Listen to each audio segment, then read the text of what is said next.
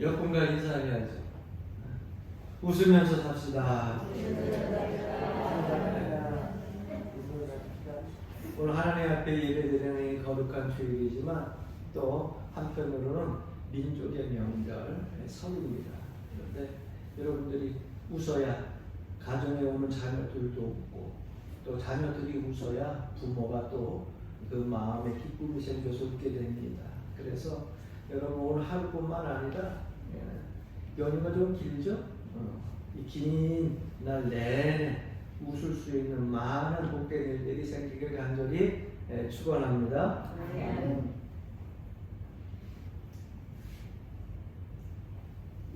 아멘 안 하신 분까지도 그렇게 되기를 바랍니다. 한 사람도 빠짐없이 복된 날이 되길 바라요. 우리나라 부모님들을 보게 되면 자녀에 대한 교육열이 대단합니다. 아마 저도 그런 시절에 자란 것 같고요. 또 아마 제 슬하에 있는 자녀들도 그런 시절에 자란 것 같습니다. 우리나라 자녀 교육열이라고 하는 것은 그 누구도 말릴 수 없을 정도로 엄청난 열정이 있어요. 그래서 부모님들이 또 할머니, 할아버님들이 했었던 이야기들이 있죠. 자녀를 위하면 못할 것이 없다. 나는 비록 농사를 짓는 그러한 무식한 사람이고 고기 잡는 어리석은 사람이고 또 여러 방면에서도 그렇게 뛰어나지 못했지만 내 자녀만은 그렇게 되길 않기를 바라면서 재산 팔아가면서 피땀 흘려가면서 자녀를 위해서 헌신하는 그 부모의 모습들, 그 속에서 저희들이 자라왔고 우리들의 자녀들이 이렇게 자란 것 같아요. 그래서 한국의 부모의 자녀 교육열은 세계 그 어디에 비교해봐도 결코 부끄럽지 않을 정도로 그 열정이 대단합니다. 그래서 우리나라가 이만큼 잘 살게 된 것 같아요. 이만큼 또 경제적인 성장도 이루게 된 것 같아요. 그런데 요즘 자꾸 걱정되는 것이 있어요. 우리가 걱정해서 되는 것이 뭐 해결될 것이 그렇게 있겠습니까마는 그래도 걱정되는 것이 있는데 세대 차이라고 그러죠. 자녀들하고 부모들의 생각들이 너무 많이 다르고 가치관들이 달라지다 보니까 기성세대들이 또 자녀들을 위해서 걱정하고 자녀들은 또 그렇지 않더라고요. 이 기성세대를 걱정하는 그런 문제들이 많이 생겼는데 뭐 서로 차이를 다 떠나서 무엇보다 중요한 것은 가치관 확립의 문제인 것 같아요. 부모들이 가지고 있었던 것이 때때로 조금 부족한 것이 있고 어리숙한 것이 있고 좀 구세대적인 것이 있지만 분명한 것 하나가 있습니다. 이 나라 이 민족이 우리 부모님들의 열정으로 그 교육열 때문에 이 나라가 이렇게 성장하게 되고 또 부흥을 이루게 된 것이다. 거기에 멈춰지면 우리는 큰 착각을 하는 거예요. 이 시대가 부흥하고 경제적인 성장을 이루는 그 밑바탕에는요, 부모의 자녀에 대한 교육열이 있었지만 무엇보다도 하나님께서 이 나라 이 민족을 사랑하시고 축복해 주신 결과라고 하는 것을 결코 잊어서는 안 됩니다. 그래서 자녀들이 지적으로는 부모보다 똑똑할 수 있어요. 시대를 바라보는 그 눈도 더 멀리 내다볼 수 있는 시야이 생겼을 수도 있어요. 그러나 자녀들이 부모를 못 따라오는 것이 있어요. 우리 시대를 못 따라오는 것이 있어요. 그것이 뭔지 아십니까? 바로 하나님을 향한 신앙적인 열망, 뜨거운 믿음. 이것은 부모를 아직까지 따라오기가 많이 힘든 것 같아요. 아직 멀었어요. 왜?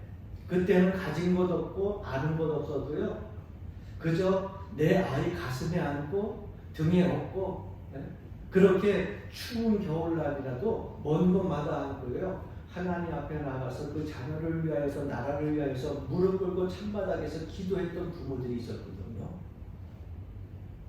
3-4시간씩 앉아가지고서 말씀을 듣고 찬송을 하면서도 그 뜨거운 가슴이 있어가지고 눈물을 흘리면서 하나님 앞에 엎드렸던 그들의 신앙적인 영적인 그 자리가 있었거든요.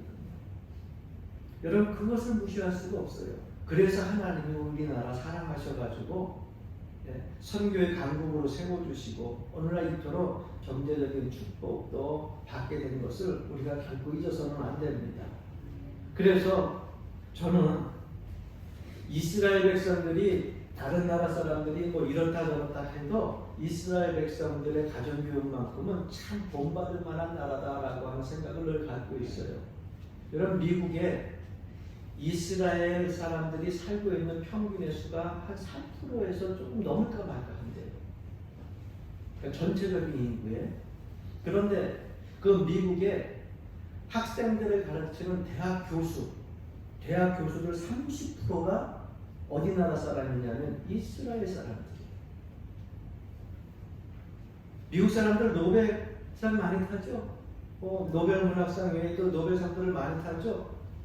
이스라엘 사람들이 3% 조금 넘을까 말까 한데 노벨 문학상을 탄 사람들이 미국에 거주하고 있는 원래는 이스라엘 사람들인데 미국 뭐 그걸 가지고 있겠죠. 이민권이라든가 24%나 된다는 거예요. 그들은 어느 나라에 뒤지지 않을 만큼 철저한 가정교육이 있는데 그 가정교육이 부모로부터 자녀들에게 계속 이어지고 있는데 수천 년 전에도 지금 수천 년 후에도 그렇게 이어지고 있다고 하는 거예요. 그래서 어떤 사람이 이스라엘 라피에게 이렇게 질문을 했다고 합니다. 이스라엘 사람들은 어떻게 해서 그렇게 자녀들을 잘 가르칠 수가 있습니까? 그들의 비전과 그들의 생각과 그들의 마음이 딱 보게 되면 정확하다는 거예요. 분명하다는 거예요. 명확하다는 거예요. 그런데 이 랍비가 그 대답에 그 질문에 이렇게 대답을 합니다. 일찍부터 가르쳤기 때문입니다. 아주 간단한 대답이에요. 이 질문을 한 사람은 2살 난 아이를 안고 온 사람입니다. 그러면 우리 아이가 2살인데 어느 때부터 가르치면 좋겠습니까? 그렇게 질문을 하니까 2년 늦었습니다. 이스라엘 백성들은 태어났을 때부터 시작을 한다는 거예요. 여러분, 아이는 2살 때부터, 4살 때부터, 초등학교 들어갈 때부터, 중학교 아니면 고등학교, 그 다음에 장가 가기 전에, 장가 간 후에, 그게 아니에요. 자녀가 이 땅에 태어날 때부터 그들에게 가르친다는 거예요.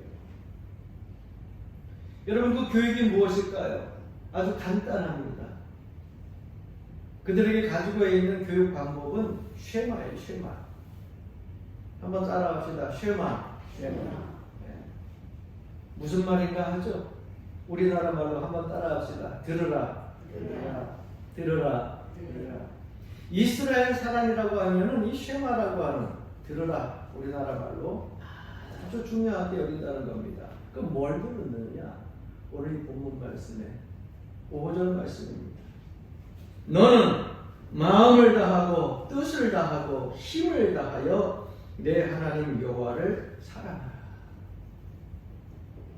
여러분, 이것은 이스라엘 백성들이 아이가 태어났을 때에 처음부터 그리고 가정을 이루어 나간 다음에도 만날 때마다 그들에게 이 말씀을 들으라고 가르치고 있다고 하는 겁니다. 너는 마음을 다하고 뜻을 다하고 힘을 다하여 내 하나님 여호와를 사랑하라. 뭘 들으라고요? 이 말씀을 들으라는 거예요. 이것이 쉐마의 말씀이라는 거예요. 그래서 이스라엘 그 집에 가보게 되면 아마 성지순례 하신 분들이 우리 교인들은 아마 지금 이스라엘 가본 분들이 없을 거예요. 이스라엘 가보게 되면 그 성지순례 갔을 때에 이스라엘 집에 대문 밖에 문설주에 여러분 우리 구약 성경에 보면 나오잖아요. 말씀을 기록해 놓고 오며 가며 보고 라피들은 여기 보게 되면 손목에다 뭐 이렇게 조롱조롱 팔찌가 아니라 메고 다니잖아요. 여기 뭐가 있어요? 하나님의 말씀. 바로 이 말씀이 여기 있는 거예요. 그래서 그 문을 들어갈 때 나갈 때마다 그 말씀을 보고요. 어떤 사람은요, 그 말씀에 가서 입을 맞추기도 하고, 나갈 때마다 들어갈 때마다 그 말씀을 기억하고, 그 말씀을 마음에 새기고 하루하루를 살아가는 겁니다. 내 하나님 여호와를 사랑하라. 그들의 삶의 중심이요, 목적이요, 그 삶이 존재하는 이유입니다. 내가 이 땅에서 왜 살아야 되느냐? 내 하나님 여호와를 사랑하기 위하여서. 왜? 나의 생명을 누가 주신 것이냐? 하나님께서 주신 것이라는 거예요. 부모의 육신으로부터 내가 이 세상에 태어났지만 나를 창조하신 분은, 모태에서부터 창조하신 분은 바로 여호와 하나님이라는 거예요. 그 하나님을 위해서 이 땅에 태어났고, 이 땅에서 그 하나님을 사랑하기 위해서 살아간다는 거예요. 믿지 않는 사람들에게 있어서는, 하나님을 알지 못하는 사람들에게 있어서는 터무니없는 그런 말이지만은, 우리가 하나님의 은혜와 사랑을 알게 되면은요, 이 말씀이 얼마나 우리 삶 속에 있어서 귀하고 소중한 말씀인지를 알게 된다는 겁니다. 그럼 여호와 하나님을 사랑하는데 어떻게 사랑하느냐 말이에요. 여기 말씀 보니까는요, 뭐를 다하고요? 마음을 다한다는 것은 뭐예요? 우리가 가지고 있는 이 모든 지성의 모든 소재, 재능, 이것까지도 다 하여서 누구를 사랑하라고요? 여호와 하나님을 사랑하라는 거예요. 그러니까 내 생각 속에서도, 내 지식 속에서도 누구를 사랑한다고요? 여호와 하나님을 사랑한다는 거예요. 뜻을 다한다는 것은요, 성품도 포함됩니다. 그 사람이 가지고 있는 감정, 여러분 사람은요, 감정의 동물이잖아요. 누구를 사랑하게 되면은 이 마음이 막 두근두근되고 막 조바심도 나고, 보고 싶은 사람, 그 사람을 만나기 몇 미터든 가까우고 시간이 가까워지게 되면은요, 막 이 마음이 들뜨고 흥분되고 어쩔 줄 몰라 하는 것처럼 이 감성까지도, 우리의 인격까지도 다 하여서 누구를 사랑하라? 여호와 하나님을 사랑하라는 거예요.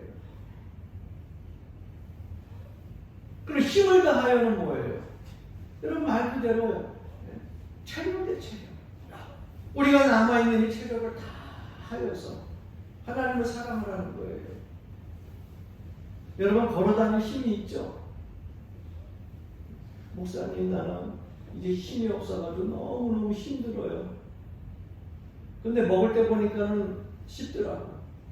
이건 뭐예요? 힘이 있는 거예요, 없는 거예요?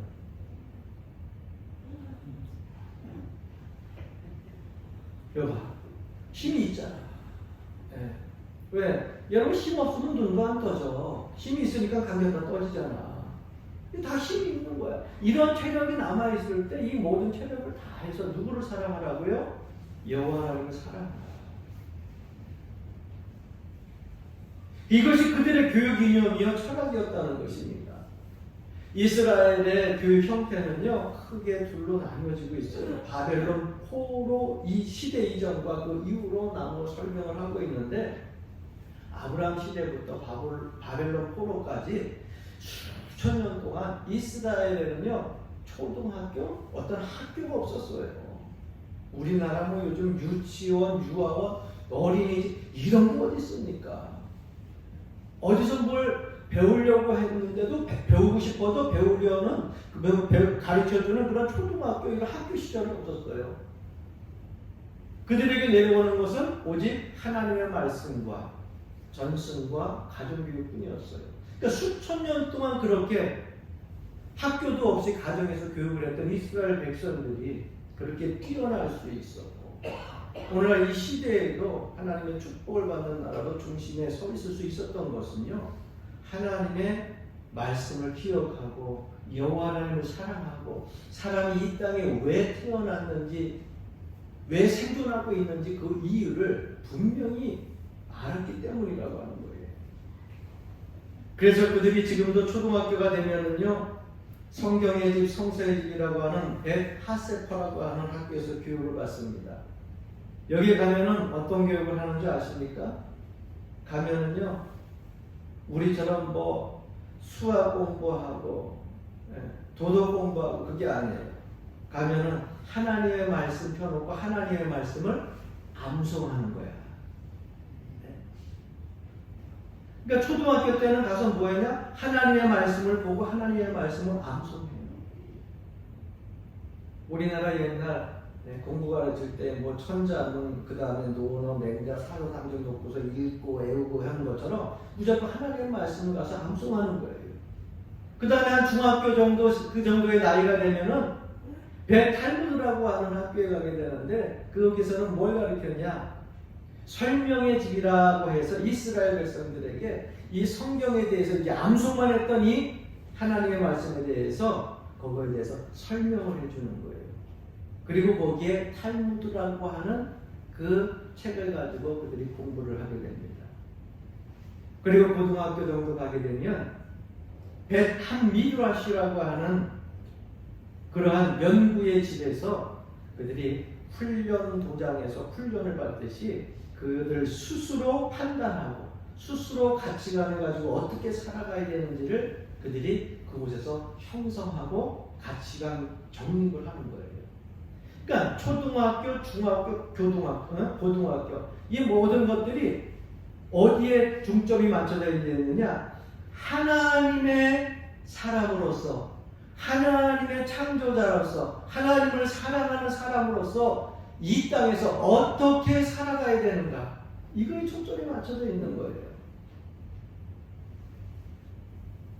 우리나라 교육 현실하고는 너무 다르죠. 우리나라는 어떻습니까? 입학하는 것도 중요하고 또 하나는 졸업하는 것도 중요해가지고 지금은 그런 시대가 아니지만 그래도 종종 우리가 매스컴을 통해서 보게 되는 것을 보게 되면 좀 안타까운 마음이 그지 없죠.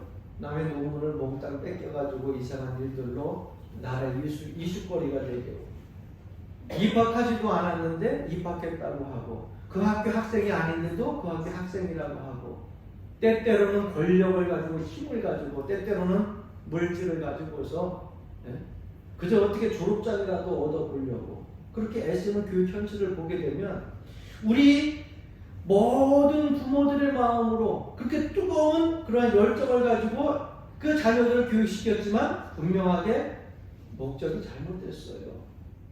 가치관이 잘못됐어요. 그 졸업장이 뭐가 중요해요? 어느 학교 다닌다고 하는 여러분 그 명패가 뭐가 중요해요. 그것을 중요히 여기다 보니까 여러분 이 시대는요, 부모와 자녀 간의 사이가 점점 멀어지게 되고요. 이전에는 그래도 사람이 서로 못 살고 잘 살고 믿었는데 요즘에는 서로 못 믿어. 이게 진실일까? 의심부터 하고 봅니다. 왜? 너무 교육에 치우치다 보니까 뭘 빼먹었어요? 인격에 대한 교육이 뒤떨어진 거예요. 지식은 앞서가는데, 지혜는 앞서가는데 인격은 저 뒤에, 성품은 저 뒤에서 쫓아오지 못하고 있어요. 여러분 학교에서 가르치는 것이 뭐예요? 지식만 가르쳐야 돼요? 아니요. 아이들은 태어나면서 가장 먼저 배워야 될 것이요, 지식보다 인격, 성품, 사람다움을 먼저 배워야 그 사람이 이 세상을 바로 살아갈 수 있게 된다고 하는 거예요. 이거를 까꾸로 놓고 이 세상에는 물질이 최고다, 권력이 최고다, 명예가 최고다, 돈이 있으면 안 되는 게 없다, 다 된다, 이런 식으로 가난에 쩌들었던 우리나라 부모들이 자녀에 대한 교육을 그쪽 방향으로 이끌어가다 보니까 경제적인 성장을 이루었어요. 세계에 있는 많은 나라들이 부러워할 정도로 뛰어난 민족이라고도 이야기합니다. 그러나 아직도 선진국을 따라가려면 먼 것이 있어요. 그것이 뭐예요? 인격이에요. 사람다. 오늘 본문 말씀에 하나님의 명한 엄한 말씀이 있습니다. 한번 따라합시다. 내 하나님, 내 하나님, 여호와를 사랑하라. 우리 거로 만들어 봅시다. 나의 하나님, 따라해보세요. 나의 하나님 여호와를 사랑하자. 근데 왜 이렇게 인상을 써? 나의 하나님을 사랑하자는데 이렇게 인상을 써서 내 자녀를 사랑한다고 그렇게 하면 살자고 그렇게 얘기할 때는 웃어도 하나님 사랑하려고 하니까 목사님 시켜서 억지로 해요. 여러분들 그 마음속에 하나님을 사랑하는 마음이 가득 차기를 주 이름으로 간절히 축원합니다. 그리고 그 말씀을 마음에 새기고 어떡하라고요? 부지런히 명절 때 모여가지고서 화목하고 담화를 나누는 것도 좋지만 음식을 나누는 것도 좋지만 여러분 부지런히 가르치십시오. 할아버지 할머니 되셨어요? 이제는 손자들에게 부지런히 가르치십시오. 저희들 자녀 지금 자라나고 있지만 우리가 부모님 세대, 할머님 세대 때 자랄 때는요 항상 명절되게 되면은요 모여서 예배했던 그 모습들이 아직도 기억이 나고요. 오늘 여러분들이 불렀던 찬송가, 저는 이 찬송만 부르면요 여러분 이제는 수십 번 들어가도 아실 거야. 딱 기억나는 건 한 가지야. 계속 불렀는데 왜 그것만 내 어렸을 때 기억이 나는지 몰라요. 초등학교 2학년 때에 판자촌 찰랑찰랑거리는 그 지붕 그 밑에서 화장실도 공용 화장실 쓰는 그 성남 쪽에서 요즘으로 이야기하는 쟁반도 아니고 오봉 알죠? 오봉 위에다가 가래떡도 그냥 플라스틱 접시 같은 데다가 한 3-4개 썰지도 않고 올려놨는데 불도 안 들어와. 촛불 켜놓고 거기에서 불렀던 그 찬송.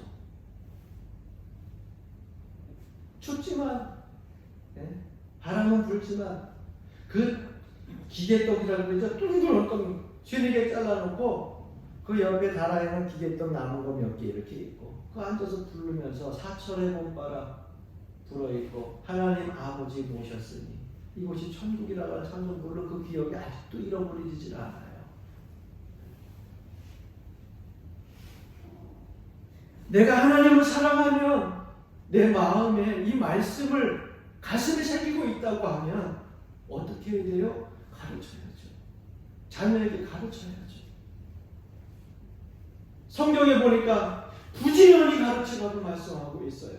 부지런히 가르친다는 것은요, 여러분 서두르라는 얘기가 아니에요. 차근차근, 천천히, 부지런히 가르치는데 차근차근. 여러분 낫 갈아보셨죠? 저도 낫을 많이 갈아봤는데 여러분 낫 갈 때 낫 안 된다고 이거 그냥 숫돌 갖다 놓고 푹푹푹 갈다 보면 낫이 어떻게 돼요? 다 꺾여. 이가 다 나가. 어떻게 해야 돼요? 물 뿌려가면서 급해도 살살 갈아야 돼. 좌우로. 그래야 낫이 쓰는 거야. 자녀들 교육시키는 것도 마찬가지입니다. 야 오늘 목사님이 하나님 말씀 가르치라고 신앙적인 교육을 하더라. 20년 30년 한 번도 가르치지 않다가 명절 때 모였는데 오늘 갖다 놓고서 다음 주부터 교회 다녀 이놈아. 애들 잘 되려면 교회 다녀. 엄마가 권사인데 아빠가 장로인데 그런데 교회 다녀야지. 추석 때 안 올 수 있어. 한 번에 하면 안 돼. 기도하면서 여러분들 삶들 속에서 매일매일 여러분 마음속에서 하나님 말씀을 가지고 기도하면서 천천히 지금껏 못했다고 3번이 되는 거 아니에요. 지금껏 그렇게 해왔으면 쭉 그렇게 계속해서 신앙적으로 이제는 말 안 들어요 목사님. 안 들어요. 어저께 우리 교회 오랜만에 온 청년이 하나 있었어요. 그래서 야 목사님 교회가 되게 많이 바뀌었는데 와가지고 한다더니 목사님 어디 안 가요? 그래. 그래서 뭔 소리냐 그랬더니 목사님을 데리고 한 2년 3년 되고 있다가 다른 데도 가고 그러잖아요. 그래서 왜 내가 다른 데 갔으면 좋겠냐? 그랬더니 아니 교회 이렇게 전화하는데 교회 구경하라고. 그리고 나서 그 아이 오는 것을 용돈을 줘가지고서 보냈어요. 그런데 뭔 생각이 들었냐면은 이 아이들이 자라날 때에 과연 신앙적인 교육을 목회자뿐만 가정에서 잘 받았다고 하면은 하나님 성전에 왔을 때 먼저 가장 해야 될 것이 뭐예요? 기도 먼저 하겠지. 감사하면서. 그래서 나는 오늘 부모님과 같이 오기를 솔직히 말해서 요만큼 가지고 있었어. 근데 이거 많았어. 어저께 어디 간다 그랬냐? 저기 뭐 송어 축제? 무슨 이런 데 간대. 그렇게 교회 잘 다니던 아이들이 결혼하고 장가가고 그러니까 어느 순간요 그 가치관과 신앙을 다 잃어버리는 거예요. 안타까운 마음이 생기죠.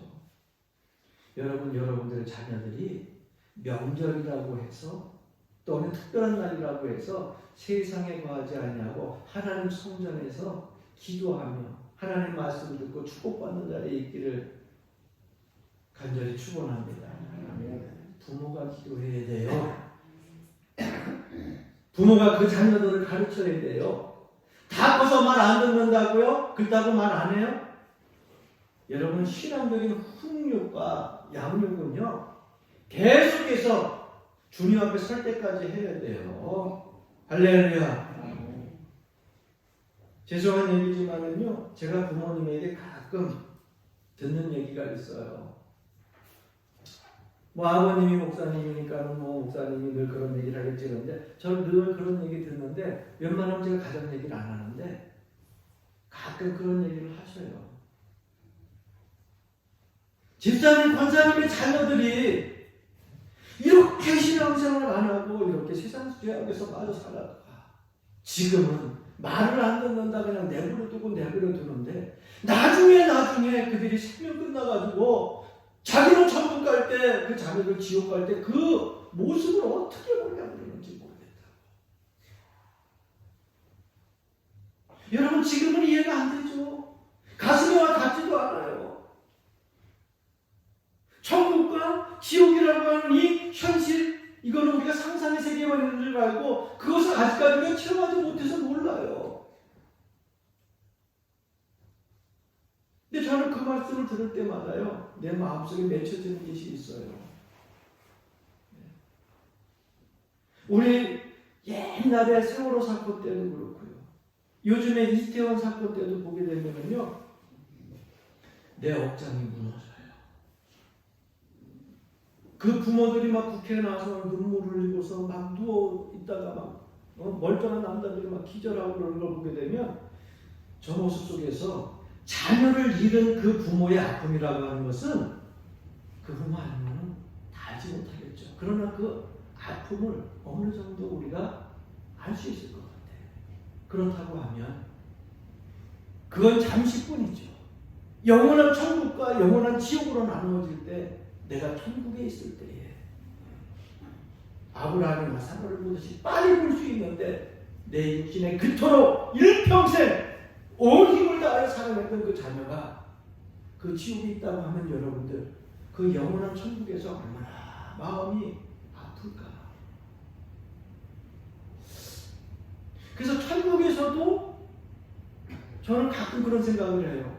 늘 주님을 만나서 기쁘기도 하지만 너무 기뻐서 그 자녀들을 바라보면서 아픔이 없을까 하는 생각이 있어요.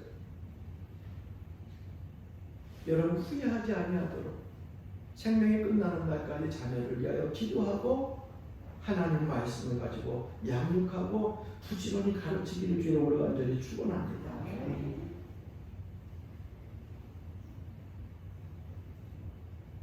그래서 오늘 본문 말씀 속에 구체적으로 말씀하고 있는 8절 9절 말씀을 한 번 더 읽어드리려고 해요. 너는 또 그것을 내 손목에 매어 기호로 삼으며 내 미간에 붙여 표로 삼고 또 내 집 문설주와 바깥문에 기록할지니라. 나갈 때나 들어올 때나 늘 기억하고 이 말씀 마음판에 새기고 여러분 자녀에게 부지런히 가르치십시오. 그래서 여러분들 자녀들이 명절 때 오게 되면 특별히 조심해야 될 것들이 있어요. 교회에 가가지고서 불평스러웠던 일들 명절 때 1년에 한두 번 모이는데 얘기하지 마세요.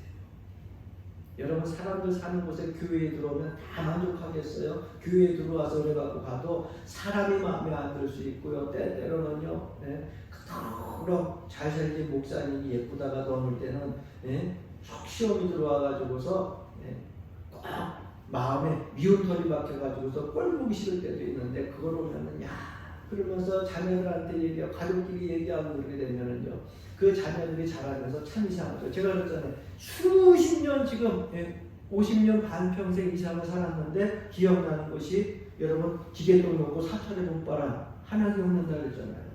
명절 때 여러분들 그렇게 톡톡톡 던져놨던 비난의 말들이 그들 아이들이 신앙생활 하는데 평생도록 그게 남을 수 있어요.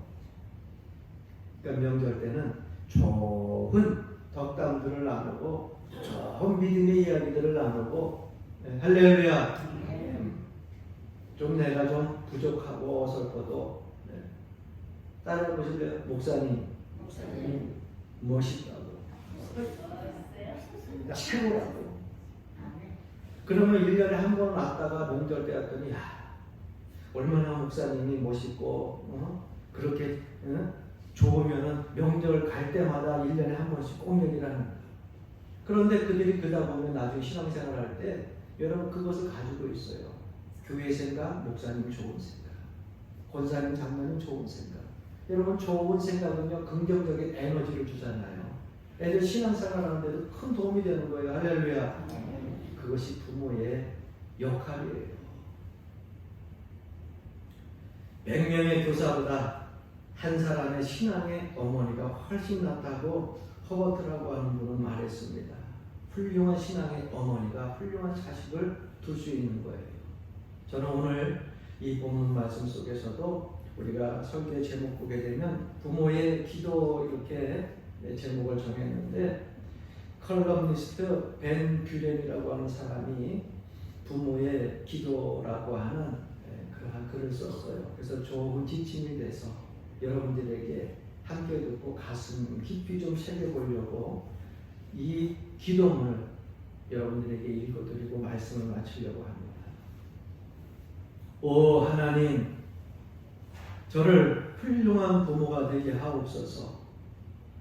나의 자식을 이해할 수 있게 하시고 그들이 말하려는 것을 진지하게 듣게 하시며 그들의 모든 질문에 부드럽게 대답할 수 있도록 하여 주옵소서. 나로 하여금 그들의 생각을 가로막거나 꾸짖지 말게 하시고 그들이 어리석은 짓을 하거나 실수했을 때에 웃지 않도록 하여 주옵소서. 그리고 제 자신의 만족이나 저의 권위를 내세우기 위하여 그들을 나무라는 일이 없게 하여 주옵소서. 매 순간 나의 말과 나의 행동을 통하여 정직한 것이 옳다는 것을 일러줄 수 있게 하옵소서. 제가 기분이 언짢을 때에 저의 입술을 지켜주시고 그들이 아이라는 것과 그들이 어른과 같이 행동할 수 없다는 것을 항상 기억하게 하옵소서. 그들 자신이 스스로 결정을 내릴 때까지 기회를 허락할 수 있도록 저에게 참을성을 주시고 그들 스스로 옳고 그름을 판단할 수 있게 하여 주옵소서. 저를 정직하고 바르며 친절한 부모가 되게 하시고 그들로 하여금 신앙적으로 존경받고 신앙적으로 본받는 부모가 되게 하옵소서. 이 기도가 여러분들의 기도가 되고 또 여러분들의 자녀들이 이 기도의 내용대로 여러분들의 가정이 이 기도의 내용대로 복받는 명절이 되기를 주의 이름으로 간절히 축원합니다.